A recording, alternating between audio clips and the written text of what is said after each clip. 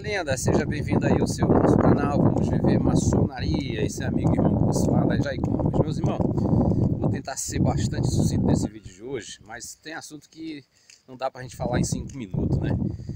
Hoje eu tava assistindo um vídeo do Luiz Miller, o meu grande irmão Luiz Miller, a qual já mantenho uma empatia por ele, pelas coisas que ele fala sem um contexto do que consiste a maçonaria.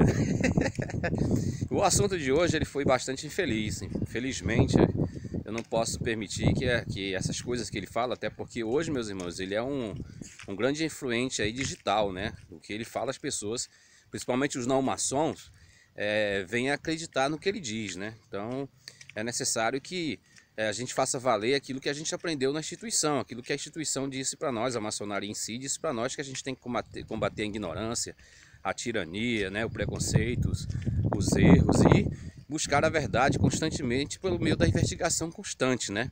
Então eu não posso permitir que, mesmo sendo meu irmão, venha falar coisas que não consistem.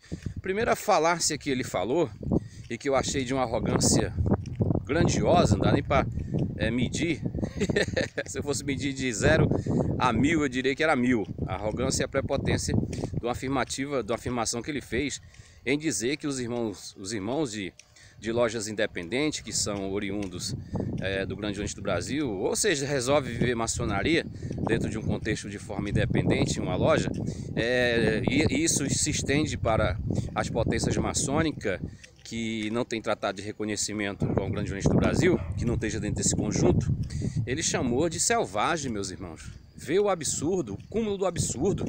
Olha a arrogância do cara, meu irmão. Comparar os irmãos a selvagens. Será que ele sabe o que significa essa palavra selvagem em um contexto, digamos assim, gramatical, ou então até de forma humanista? Pô, selvagem deriva da selva, de uma palavra muito pejorativa que quer dizer que o irmão não tem nenhuma vivência social, que os irmãos são totalmente irracionais, que os irmãos não têm como, digamos assim, estar dentro de uma sociedade organizada. Isso que é um selvagem, né? Comparando aí a uma era dos homens cocloditas, que não eram sábios, ou seja, que não tinham nem sequer um tipo de racionalidade. Então eu acho um absurdo isso, dizer que os irmãos são selvagens. Eu espero que ele reflita sobre o que ele falou. Já basta o que dizem, né, que são espúrios, aí ainda vem mais uma em denominar os irmãos como selvagens. Isso não deve ser admitido, né?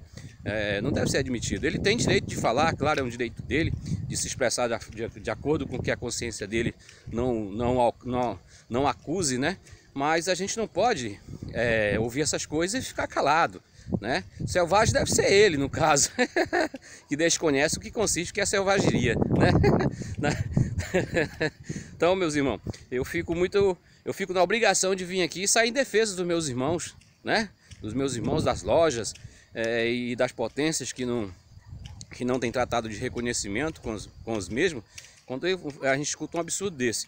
O outro tópico é quando ele defende de forma evangelística, que ele tá batendo muito nessa questão, nessa tecla, de que os benefícios das pessoas que vêm entrar nessas potências, que ele cita como o Grande Oriente do Brasil, como as grandes lojas que estão confederadas a CMSB e as que estão na Comap, né, que tem os benefícios do que consiste a intervisitação, né, entre eles, né? Fique sabendo que é só entre eles, né? Porque a correlata é a mesma, né? A correlata das grandes lojas mundiais, se você não mantém um tratado de reconhecimento, você não tem direito de tomar assento. Quem está saindo na frente de dar direito ao maçom somos nós aqui da Grande Loja Unida Maçônica do Brasil. Nós aqui não temos essa proibição do que consiste essa universalidade. A gente está fazendo valer o que consiste o 14º Landmark. Você maçom, se fez reconhecer, você para nós tem direito a assento, como hoje. Hoje eu tive um contato com um irmãozinho lá da Amazônia, ou de Manaus, e o meu irmão se fez reconhecer, o meu irmão da Comap, de uma loja confederada à Comap. Eu ia recusar o meu irmão? Meu irmão se provou ser maçom, se mostrou ser maçom, então é meu irmão. E se ele tivesse aqui, ele ia ter convivência conosco dentro de todo um contexto do que consiste a tradição. O maçom tem direito de tomar assento em uma loja, 14º Landmark. E ele fala de uma forma que esse benefício de intervisitação é estendido a todos os irmãos. Claro, dentro de um contexto constitucional, IRGF, e do que consiste o Tratado de Reconhecimento, consiste sim o direito de intervisitação. Mas ele deixa de citar o seguinte, meus irmãos. Será que esse Tratado de Reconhecimento traz algum benefício para os irmãos das oficinas, daqueles irmãozinhos que de fato não têm o poder aquisitivo comparado ao mesmo, né? Porque sabemos, meus irmãos, é fato de que a maçonaria hoje não é mais uma maçonaria 100% eletizada, não é mais uma maçonaria que o poder aquisitivo dos irmãos chega aí ao nível, ao topo da pirâmide. Nós estamos ali, a maioria dos maçons está ali na classe C, né? A minoria está ali na classe A, né? O poder aquisitivo dos irmãos sequer eles têm condição de fazer uma viagem para outro estado. Eu não estou aqui generalizando, é claro, mas 90% dos irmãos são ali de classe média, não são pobres, né? Não faz parte ali da base no seu sentido da sociedade, mas são pessoas simples, pessoas humildes, que têm o seu carrinho, que têm sua casinha própria, e etc.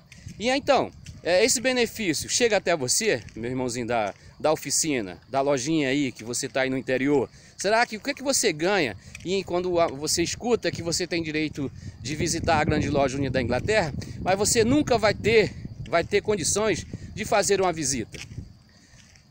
Você nunca vai ter condição, digamos assim, não estou aqui, claro, dizendo que você, me desculpa até falar nunca, né? Mas quando é que você vai poder fazer uma visita à grande loja unida da Inglaterra? Então, quando você vende um pargo, mas quando há uma vivência de fato, que quando você entra, você vai ver um montão tu vai ver as sardinhas ali que vão te oferecer, e aí você vai sustentar algo de valoroso em relação a essa visitação, que não consiste na realidade dos próprios maçons. Essa realidade, meu irmão Luiz Milho, deve ser para você. Eu acredito que você tem condição de visitar uma grande loja unida da Inglaterra, ou qualquer loja dos Estados Unidos, ou do mundo. Você tem condição de viajar o mundo, mas os nossos irmãozinhos, na sua maioria, será que eles têm condição? Então eu não vejo isso como benefício. Eu não vejo isso como se fosse pregado que o maior valor do maçom que esteja dentro da instituição é poder visitar uma loja mundial. Eu acho que nós temos que valorizar a convivência dos irmãos entre irmãos, nas oficinas. Olha só, e nós sabemos que não é costume da maçonaria institucional os irmãos ficarem visitando. Muitas vezes o irmão passa quase toda a sua vida na sua oficina. Eu conheço um irmão que nunca visitou uma loja. Eu conheço um irmão de 40 anos de maçonaria e nunca visitou uma loja da sua jurisdição. E agora, o que está acontecendo com essa forma de valorização dessa questão de intervisitação, os irmãos estão se tornando, já eram um tanto arrogantes, um tanto prepotentes, agora os irmãos estão batendo no peito que tem essa universalidade. Eu vou tirar aqui do micro. Recentemente, a gente sabe que houve aí um reconhecimento da grande loja unida da Inglaterra em relação à grande loja aqui do estado de Ceará. Mas qual é o benefício que esse tratado vai trazer para os nossos irmãos dessa oficina aqui da grande loja unida, da grande loja do estado de Ceará? Será que esses irmãos vão ter condição de fazer um dia uma visita, né, à grande loja da Inglaterra? A gente tem que falar a realidade, né? Aqui no estado de Ceará, entre 4.600 irmãos que compõem o quadro de obreiro da grande loja do estado de Ceará, eu acredito que, digamos aí, 10 gatos pingados ou 20 gatos pingados vai realizar esse grandioso sonho de visitar uma loja da Inglaterra. E logo de passagem, diga de passagem, além de você ter os custos adicionais da tua viagem, você vai ter que pagar a tua potência para ela emitir um passaporte maçônico. Não é simplesmente você fazer parte de um grupo seleto e você ali vai chegar lá na porta da grande loja da Inglaterra e bater e entrar. Vai ter todos uns trâmites administrativos, né? E você vai ter que gastar. Então é muito vergonhoso quando você prega algo que não consiste. É fácil, né? Você vender sonhos. Você, às vezes, como eu falei no meu vídeo passado, você falar de um indivíduo que você diz que ele tem usado a internet vendendo coisas que não consistem na maçonaria, e você vir no seu canal só porque você tem uma prerrogativa, que é um membro de uma instituição antiga, e acha que tem o direito de também vender sonhos, e que teus sonhos são os verdadeiros. Mas a realidade não é assim não, meus irmãos. A realidade que consiste na maçonaria institucional, 90% dos irmãos sequer visitam a loja de outro estado, né? Os irmãozinhos vivem ali no seu mundo maçônico, na sua loja. Então essa questão de tratado de reconhecimento, ela traz benefício para o alto corpo, porque quem faz essas representabilidades é o seu sereníssimo grão-mestre, o seu grão-mestre, mas os oficineiros, né? Me lembrei agora do meu irmão que é oficineiro, né? Que ele me chama de oficineiro, são todos oficineiros de verdade. E aí, cadê os benefícios desses irmãos? Só simplesmente esses irmãozinhos vão ficar como se fosse no estádio de futebol, né? E aplaudindo quando o seu sereníssimo for lá representar a sua potência lá na grande loja unida da Inglaterra, e aí os irmãos ficam aqui aplaudindo: ah, meu sereníssimo foi para a grande loja representar a nossa grande loja, e etc. E aí vocês se regozijam, vocês se alegram com as migalhas que caem da mesa dos patrões, né? Então fica uma coisa muito digamos assim, uma benese somente para aqueles que estão no topo da pirâmide, né? Enquanto os irmãos que fazem a base da maçonaria, aqueles que de fato sustentam a potência maçônica, não usufruem sequer desses tratados de reconhecimento, que na verdade não traz benefício nenhum para a vida orgânica das oficinas. Meus oficineiros, meus irmãos das lojas, acordem, saia dessa matrix, não viva esse sonho de Alice, né? Que são pregado para vocês, né? Viva a realidade do que consiste a maçonaria, viva a realidade do que consiste a sua loja. Veja que ame mais a sua loja, ame mais os seus irmãos da sua loja, do que você ficar dedicando praticamente a sua vida para beneficiar alguns que consistem no topo da pirâmide, que nada mais é do que o seu sereníssimo, o seu adjunto e etc, etc. Busque viver maçonaria, não se regozije, se alegre, digamos assim, com as benesses que não chegam até você. Espero que esse vídeo possa ter feito você compreender o que consiste a verdadeira maçonaria. Te amo sem te conhecer.